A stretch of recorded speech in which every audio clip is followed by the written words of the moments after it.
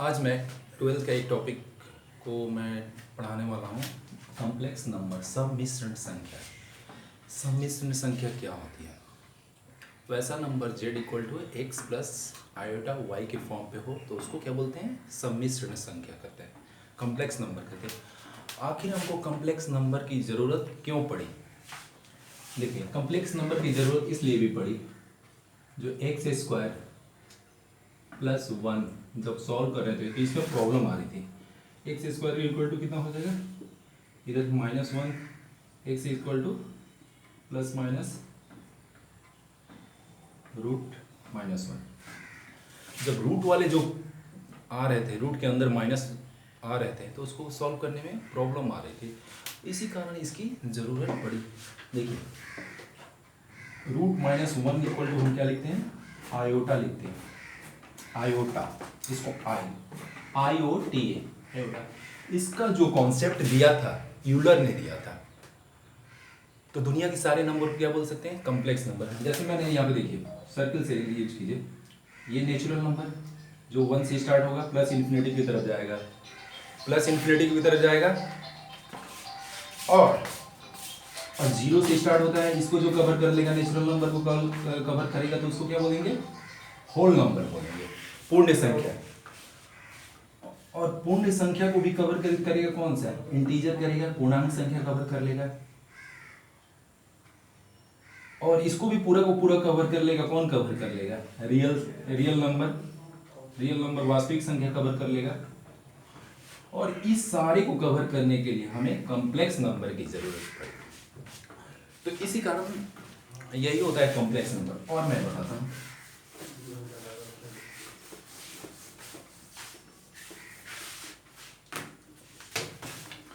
Quadratic में हम क्या करते हैं? द्विघात समीकरण में जब d बराबर जीरो होता है तो दो रूट होते थे, वास्तविक रूट होते थे, two roots are equal and real. इस तरीके से जब d ग्रेटर देन जीरो होता था तो बोथ रूट आर रियल, इस तरीके। और जब d less than, discriminant less than होता था, छोटा होता था, तो क्या बोलते थे? दो रूट होंगे, लेकिन क्या होंगे? काल्पनिक होंगे। लेकिन वो काल्पनिक कौन सा रूट होगा? तो उसी का हम पता लगाने के लिए इसकी जरूरत पड़ी। तो ये चीज आपको देखिए, z equal to x plus I Y के फॉर्म में होगा। इसको क्या बोलते हैं? z को रियल पार्ट बोलेंगे, z नहीं, x को रियल पार्ट बोलेंगे, ये कॉम्प्लेक्स नंबर का। इसको y को इमेजिनरी पार्ट, इमेजिनरी पार्ट। तो एक चीज है कि z इक्वल टू z, इसको डिनोट करते हैं, कॉम्प्लेक्स नंबर को cn को डिनोट करते हैं, डिनोट मतलब सूचित करते हैं किससे? z से। अब आते हैं यहां पे,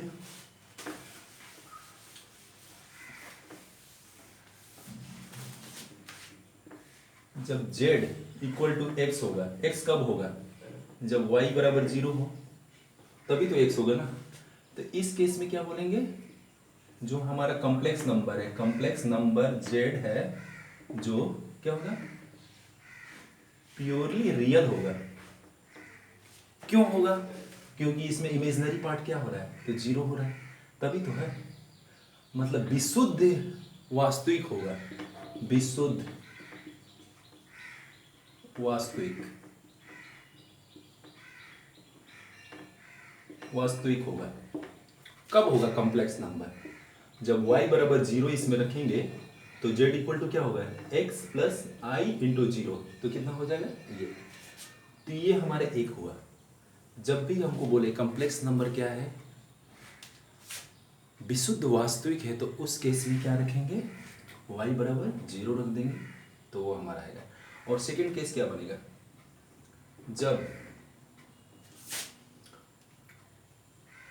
जब x बराबर जीरो हो, तो x बराबर जीरो, तो z इक्वल टू क्या है? x प्लस आई वाई है, तो हमारा कितना होगा? Zero plus I into Y, यानी z equal to I Y.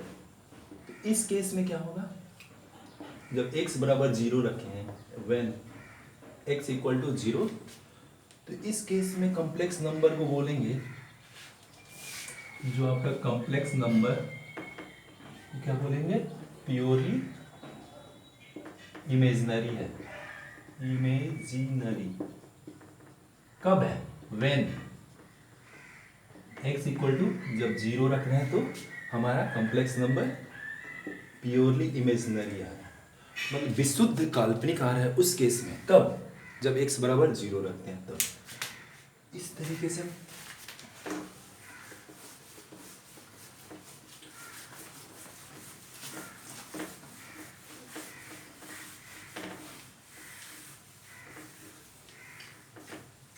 जो आयोटा,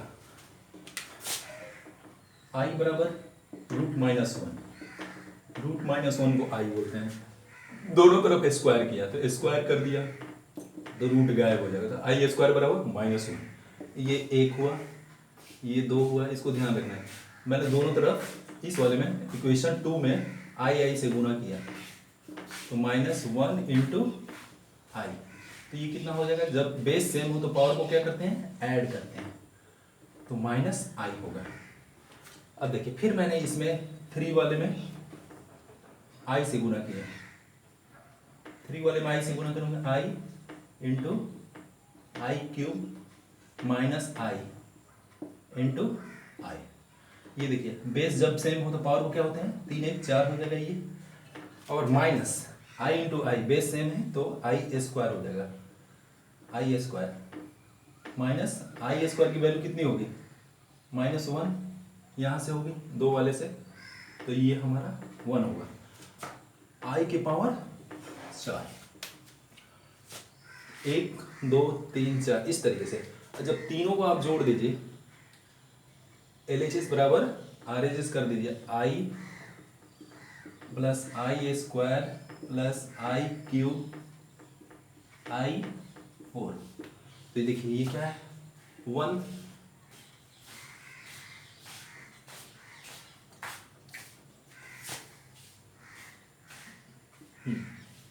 यहाँ पे देखिए आई इक्वल टू कितना लिखेंगे, यहाँ पे है रूट माइनस वन, आई स्क्वायर बराबर रूट माइनस वन को कितना लिखेंगे, आई को आई ही लिखते हैं, आई स्क्वायर को माइनस वन आई माइनस आई के पावर 3 को कितना लिखेंगे, आई के पावर 3 को माइनस आई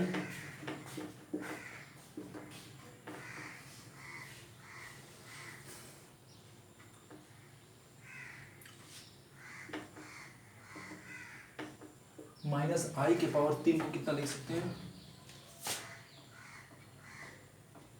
माइनस आई लिख देंगे, माइनस आई स्क्वायर बराबर माइनस वन, ये प्लस आई के पावर 4, मतलब इसको जोड़ेंगे तो आप क्या आएगा, जो कंज्यूगेटिव है जोड़ लीजिएगा, उसी तरह से एक एक करके आप जोड़ लीजिए जो भी है उसका। ये 4 चीज को आपको ध्यान रखना जरूरी है। अब मैं बताऊँ, जैसे सिंपल से जो नंबर में हम जोड़ते हैं, जैसे 2 प्लस 2 कितना होता है, 4 होता है, 2 गुना 2 कितना होता है, 4 होता है। उसी तरह कॉम्प्लेक्स नंबर मान लेते हैं, पहला कॉम्प्लेक्स नंबर कितना है, addition, property of addition of complex number, सम्मिश्र संख्याओं का जोड़ में क्या क्या गुण होता है। तो इस तरीके से जैसे देखिए Z1 इक्वल टू मान लेते हैं x1, ये रियल पार्ट बोलते हैं, x1 plus I y1 real part है। एक सेकेंड वाले कॉम्प्लेक्स नंबर है Z2 equal to x2 plus I y2। Addition कर रहे हैं सारे, एडिशन, तो दोनों को जोड़िए, Z1 प्लस Z2 कितना हो जाएगा, x1 plus I y1 plus x2 equal to I y2। ये आपका पहला x1 प्लस, मैंने रियल पार्ट को अलग कर दिया, यहाँ से i कॉमन ले लिए, y1 y2 हमारा। देखिए ये भी क्या आ गया, जोड़ने के बावजूद भी ये रियल पार्ट हुआ, ये इमेजिनरी पार्ट, ये फिर भी क्या आ गया, कॉम्प्लेक्स नंबर आ गया। तो क्या बोल सकते हैं हम, जो कॉम्प्लेक्स नंबर है क्लोजर प्रॉपर्टी को फॉलो करता है, closure property. Complex number addition में जब जोड़ करते हैं तो वो क्लोजर प्रॉपर्टी को फॉलो करता है, संवर्ग का नियम को फॉलो करता है। तो मैं इसका थोड़ा, मैं क्लोजर प्रॉपर्टी को मैं अभी लास्ट में क्लियर करूंगा क्या होता क्या है एक्चुअली। जैसे Z1 Z2 है हमारा, Z1 Z2 बिलोंग्स टू किससे हो रहा है, कॉम्प्लेक्स नंबर से हो रहा है। तो ये भी जो है ना Z1 प्लस Z2 भी बिलोंग्स कर रहा है किससे, ये भी कॉम्प्लेक्स नंबर से बिलोंग्स करता है। उसी सेट के अंदर आ जाए अगर जोड़ने के बाद जब दो संख्या एक सेट के अंदर डिफाइन कर रखा है, जैसे Z1 को भी डिफाइन कर रखा है कॉम्प्लेक्स नंबर है, Z2 को भी डिफाइन कर रखा है कॉम्प्लेक्स नंबर है, जब दोनों को ऐड करते हैं उसी सेट के अंदर जो एलिमेंट आ जाए तो उसी को क्या बोलते हैं, ये प्रॉपर्टी क्लोजर प्रॉपर्टी को फॉलो करता है। उसी तरह माइनस में भी कर लेंगे, जैसे माइनस माइनस है तो माइनस हो जाएगा, यहाँ पे माइनस कर दिए Z1 माइनस Z2, तो यहाँ पे माइनस कर लीजिए। जब माइनस करेंगे यहाँ पे तो क्या आ जाएगा, यहाँ पे माइनस x2, यहाँ पे आपका आ जाएगा प्लस, यहाँ पे माइनस आएगा, ठीक है। तो इस केस में तो ये भी बोल सकते हैं एक तरह से क्या, ये भी कॉम्प्लेक्स नंबर ही आ रहा है, तो ये भी बोल सकते हैं क्लोजर प्रॉपर्टी फॉलो करता है। और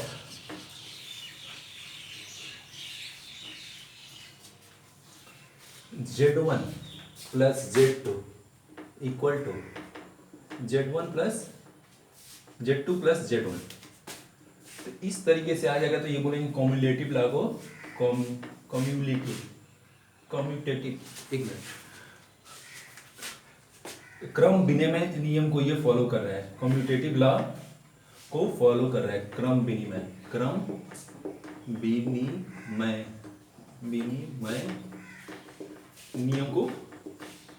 नियम को पालन कर रहा है, ठीक है। इस तरीके से कॉम्यूटेटिव लॉ को फॉलो कर रहा है। Z1 इक्वल टू, अब देखिए अब इसमें आता है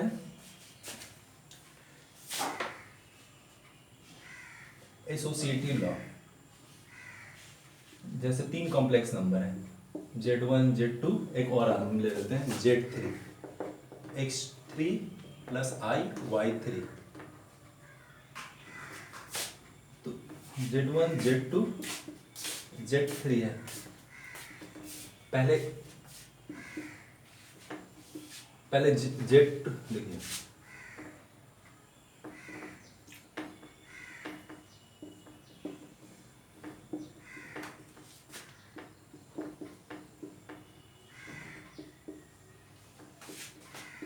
पहले ये Z1 प्लस Z2 को जोड़ के फिर Z3 को करें, या Z2 प्लस Z3 को जोड़ के प्लस Z1 के साथ करें तो कोई हमारा फर्क नहीं पड़ेगा। इस तरीके से जो भी आए तो उसको बोलते हैं एसोसिएटिव लॉ को फॉलो कर रहा है, ठीक है। एडिशन में क्या क्या फॉलो करता है, कॉम्प्लेक्स नंबर में अभी बताया क्या होता है, एक कॉम्युलेटिव लॉ को फॉलो करेगा, क्लोजर प्रॉपर्टी को फॉलो करेगा, एसोसिएटिव लॉ को फॉलो करेगा, और सबसे इम्पोर्टेंट चीज़ जो है इसमें क्या होता है, existence of identity, existence of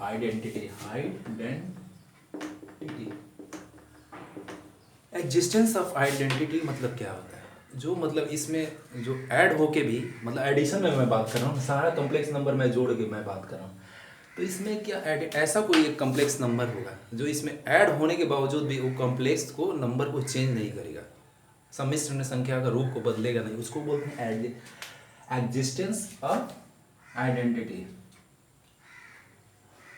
तो इसमें क्या होगा, जीरो होगा, एग्जिस्टेंस ऑफ आइडेंटिटी जीरो। जैसे Z equal to Z1 plus zero करेंगे, Z1 प्लस जीरो तो Z1 ही आएगा, ठीक है। तो ये एग्जिस्टेंस ऑफ आइडेंटिटी होगा, जीरो प्लस आई आयोटा, मतलब कॉम्प्लेक्स नंबर के रूप में लिख लीजिए। और है एक, इसमें प्रतीक का अस्तित्व बोलते हैं इसको, हिंदी में प्रतीक का अस्तित्व, existence of inverse, additive inverse, जैसे जोड़ रहे हैं तो एडेटिव,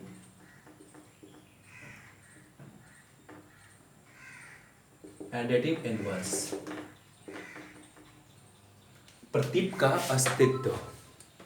तो प्रतीक का अस्तित्व में क्या होता है, जैसे कोई complex number Z equal to x plus i iota plus, तो माइनस Z को क्या बोलते हैं, additive inverse of this complex number. इसको थोड़ा ध्यान रखिएगा, माइनस Z को एडेटिव इनवर्स बोलेंगे, एडेटिव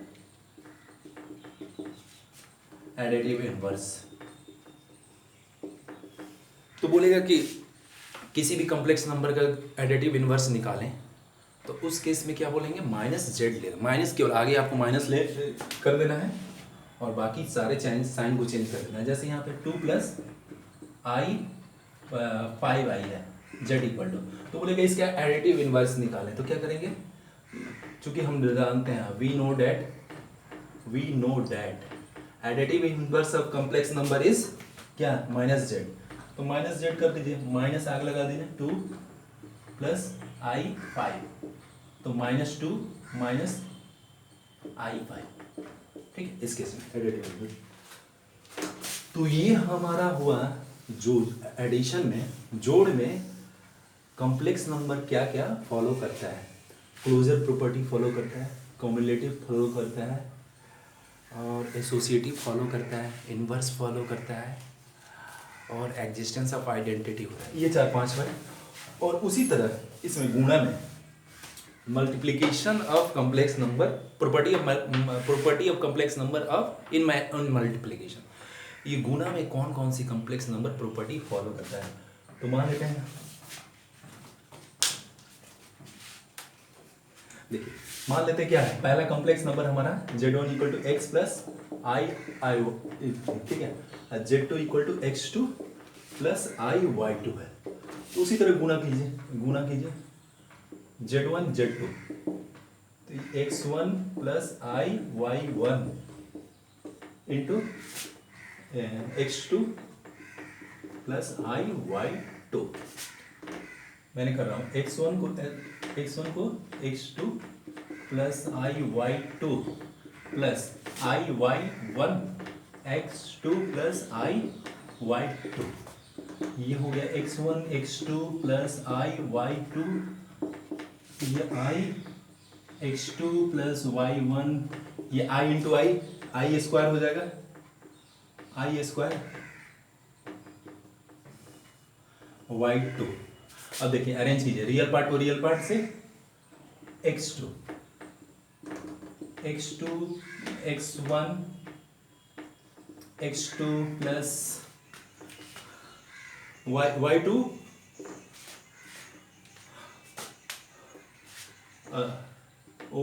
और ये देखिए आई स्क्वायर को माइनस लिखते हैं, आई स्क्वायर चूंकि हम पहले ही बताए थे, आई बराबर रूट -1 आई स्क्वायर बराबर -1 आई के पावर 3 इक्वल टू माइनस आई के पावर 4 बराबर 1, तो यहाँ पे माइनस y1 y2, और यहाँ पे देखिए इसका जो पार्ट है, और यहाँ पे x2 भी होगा, x1 होगा, आई कॉमन लीजिए, x1 y2 प्लस इस वाले में y1 x2, तो इसको भी जोड़ने के बाद क्या हमारा मिला है, कॉम्प्लेक्स नंबर, इसको मल्टीप्लाई गुणा करने के बावजूद भी हमारा क्या मिला है, कॉम्प्लेक्स नंबर ही मिला है। तो ये भी क्या बोलते हैं, जो गुणा में भी क्लोजर प्रॉपर्टी फॉलो करेगा, ठीक है। और इसको या तो इस तरीके से गुणा कीजिए, या तो z1 z2 z1 भी गुणा करेंगे ना, 2 को 1 से भी गुणा करेंगे तो यही चीज आएगा। तो उस केस में कम्युलेटिव लॉ को फॉलो करता है, क्रम विनिमय, और होता है एक एसोसिएटिव लॉ, जैसे 3 कॉम्प्लेक्स नंबर है,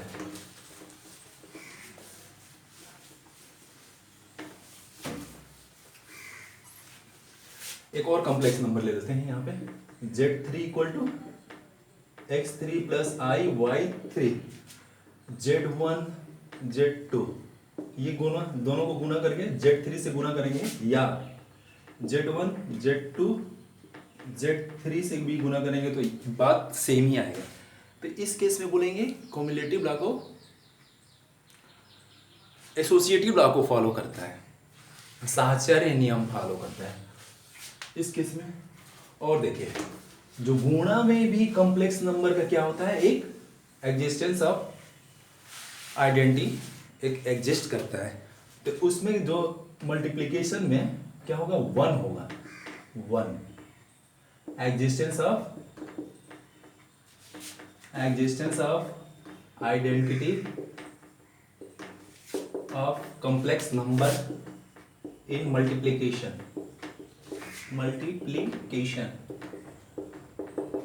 गुणा में भी कॉम्प्लेक्स नंबर का एक आइडेंटिटी एग्जिस्ट करता है उसको क्या बोलते हैं, वन। वन को कैसे लिख सकते हैं कॉम्प्लेक्स नंबर के फॉर्म में, जेड इक्वल टू लिखना है 0, एक्स प्लस आई वाई के फॉर्म में लिखना है तो 1 लिख देंगे, 1 प्लस आई इंटू 0 ये।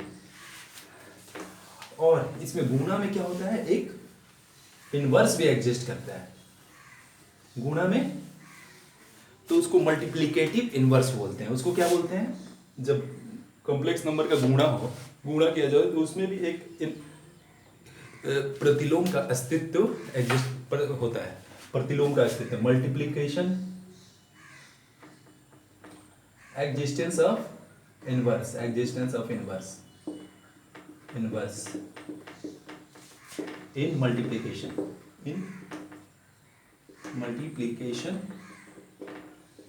Of complex number.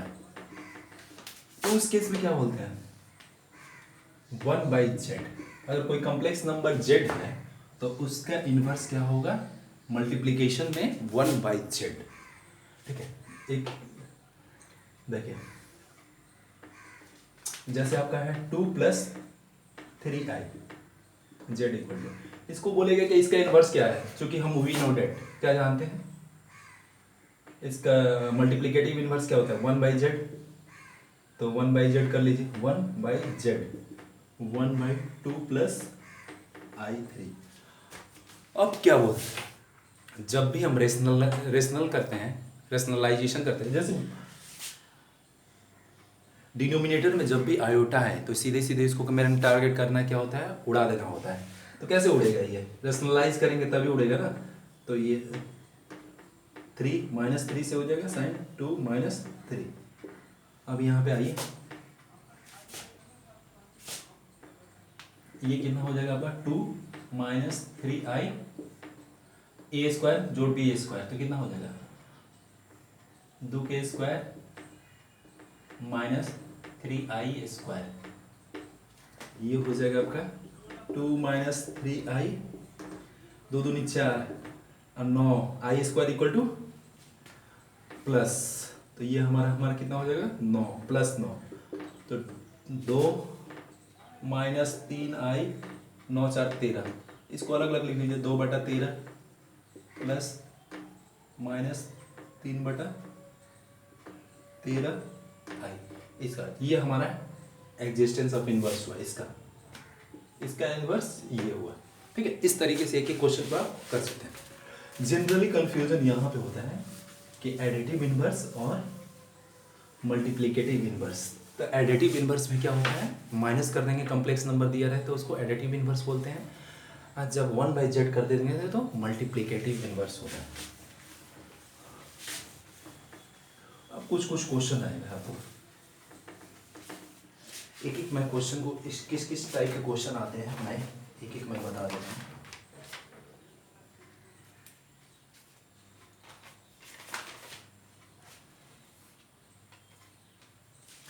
और जो मल्टीप्लिकेशन में डिस्ट्रीब्यूटिव लॉ को भी फॉलो करता है, जैसे ये है z1 + z2 + z3 है ना, तो इसको ऐसे लिख सकते हैं z1 z2 + z1 z3, तो ये एक और है डिस्ट्रीब्यूटिव लॉ को फॉलो करता है।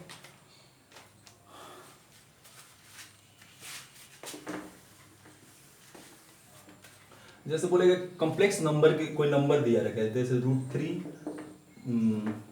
प्लस √-5 है, तो इसको बोलेगा कॉम्प्लेक्स नंबर के तौर पे लिखे, कॉम्प्लेक्स नंबर में लिखे, तो √3 इसको कैसे लिख लेंगे, √-5 को कैसे लिख देंगे, √5 × -1 करके लिख सकते हैं। ये हमारा √3 √5 √-1, इस तरीके से भी आप लिख सकते हैं।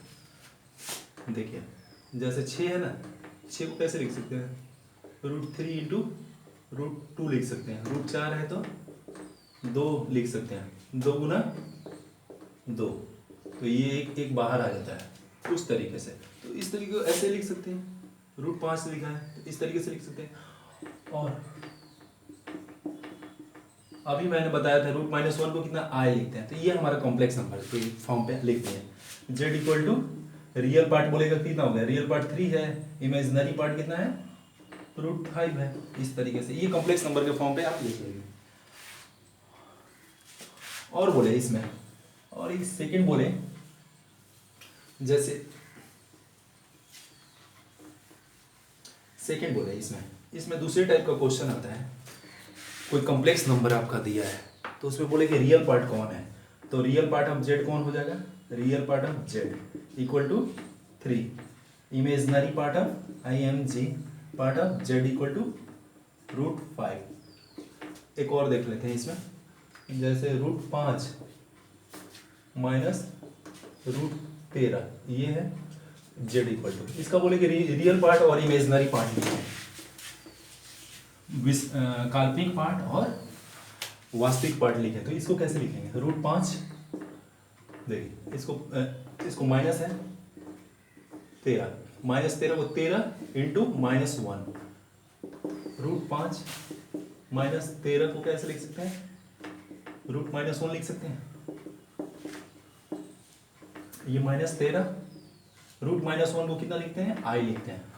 और चूंकि हमारा z इक्वल टू क्या होता है, x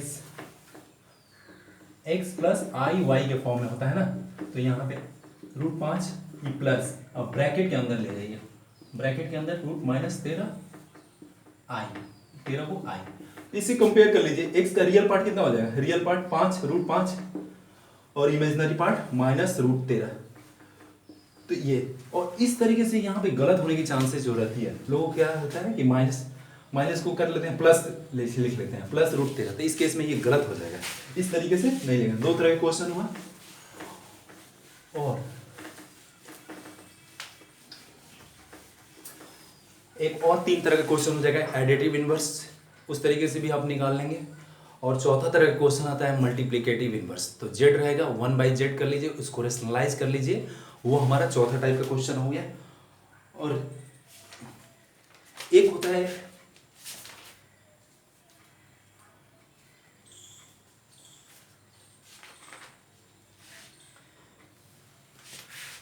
जैसे equality of complex number, equality of complex number, equality of complex, दो सम्मिश्र संख्याओं का समता, जैसे z1 equal to x1 plus iy1, z2 equal to x2 plus iy2, तो बोलेगा दोनों कॉम्प्लेक्स नंबर क्या है, आपस में बराबर है। तो इक्वलिटी ऑफ, तो इस केस में क्या बोलेंगे, z1 जब z2 के बराबर हो, कब होगा, जब इसका रियल पार्ट सेकंड वाले के रियल पार्ट के बराबर हो और इसका इमेजिनरी पार्ट इसका इमेजिनरी पार्ट से बराबर हो, तभी इस केस में बोल सकते हैं क्या है, दोनों कॉम्प्लेक्स नंबर आपस में क्या है, बराबर है। इस टाइप से।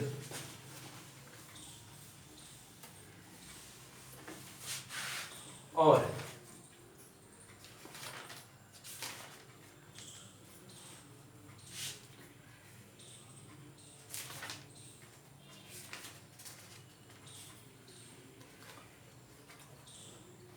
देखिए, मैं 12th का क्वेश्चन को मैं बोल देता हूँ। जो भी होता है कि कॉम्प्लेक्स नंबर के फॉर्म पे लिखे, जैसे ये है √-27, √-27 को कैसे लिख सकते हैं, √27 I लिख सकते हैं, कॉम्प्लेक्स नंबर 0 प्लस √27 I लिख सकते हैं, ये कॉम्प्लेक्स नंबर हुआ। और सेकेंड है रियल पार्ट और इमेजिनरी पार्ट, उस तरीके से additive inverse of the following, उस तरीके से आप लिख लेंगे। और सम ऑफ द फॉलोइंग नंबर, जैसे दो कॉम्प्लेक्स नंबर है, सिंपल सी उसी तरीके से जोड़ेंगे, रियल पार्ट को रियल पार्ट से, जैसे दो नंबर है 2 + 3 I, एक सेकेंड वाला है z2 इक्वल टू 4 + 5 I, तो बोलेगा z1, दोनों को जोड़ने पे क्या होगा, 4 2 6 5 3 8 I, ये ऐड कर लीजिए, घटा भी लीजिए इसको, बोलेगा z1 - z2 बोलेगा कितना हो जाएगा, z1 - z2, तो दो -2 हो जाएगा, -2, और ये हो जाएगा आपका कितना, प्लस -2 हो जाएगा, ये होगा -2I, ठीक है, इस तरीके से। लेकिन आपको ये बोलेगा z2 - z1, जैसे इसमें बोले ना z2 - z1, तो इसमें से इसमें घटेगा, इसमें थोड़ा ध्यान रखना है किसमें से कौन बोल रहा है। और गुना बोले, प्रोडक्ट करने के लिए बोले तो प्रोडक्ट भी कर लेंगे आप। इसको गुना करना है, कैसे अभी बताया था, उसमें बताया था Z1 into Z2 2 plus 3i into 4 plus 5i। अब इसको गुना कीजिए, 2 को 4 प्लस, बोले थे ना डिस्ट्रीब्यूटिव लॉ को फॉलो करता है, complex number 5i plus 3i plus 4 plus 5i। मैंने 2 को इसमें भी इस ब्रैकेट में गुना किया, प्लस 3 को 3i को इसमें किया, 4 दूनी 8, 2 5 10i प्लस 3 चौके 12i, और ये हो जाएगा आपका 3 5 15i स्क्वायर। आई स्क्वायर की मान कितना होता है -1, ये 8 हो गया, plus 10i plus 12i, minus i square को माइनस रख दिया तो 15i, तो ये कितना हो गया -7 प्लस 22i। ये इस तरीके से इस टाइप का क्वेश्चन आपको हो सकता। और इसमें बोलता है कि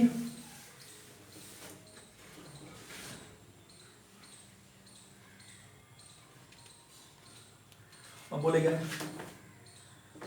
3 प्लस 2i, ये 3 माइनस 2i को, इसको क्या करना है, a प्लस आई बी के फॉर्म पे लिखना है। a प्लस आई बी के फॉर्म पे लिखना है तो कैसे लिखेंगे, तो आप एक ही बार डायरेक्ट कर लीजिए, a जोड़ b a माइनस बी है तो a स्क्वायर, चाहे एक एक करके गुना भी कर लीजिए, चाहे डायरेक्ट फार्मूला पे ही है तो a square minus b square 2i, ये 9 माइनस 4i स्क्वायर, तो कितना हो जाएगा ये 9 माइनस आई स्क्वायर का प्लस 4 13, यानी 13। ए प्लस आई बी के फॉर्म पे लिखना है, ए प्लस आई बी के फॉर्म पे लिखेंगे, कैसे लिखेंगे 13 प्लस आई इंटू 0, आंसर ये हमारा। अब इसको एक्सपेंड भी करके लिख सकते हैं, अब इसी में पूछेगा, चाहे रैशनलाइज पूछे, चाहे एक्सपेंड करके, चाहे फार्मूला वाला, इसी में करके कर सकते हैं। एक और मैं बता देता हूँ इसमें,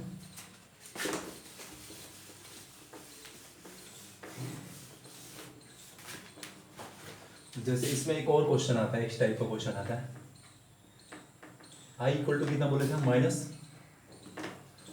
देखिए आई इक्वल टू -√1 बोले थे, आई स्क्वायर इक्वल टू -1 बोले थे, आई के पावर 3 इक्वल टू -i बोले थे, ठीक है। आई से गुना करें, आई स्क्वायर है, आई से गुना करेंगे फिर आई के पावर 4 कितना बोले थे 1 बोले थे। अब इसमें क्वेश्चन देता है 36, आई के पावर 40, आई के पावर 200,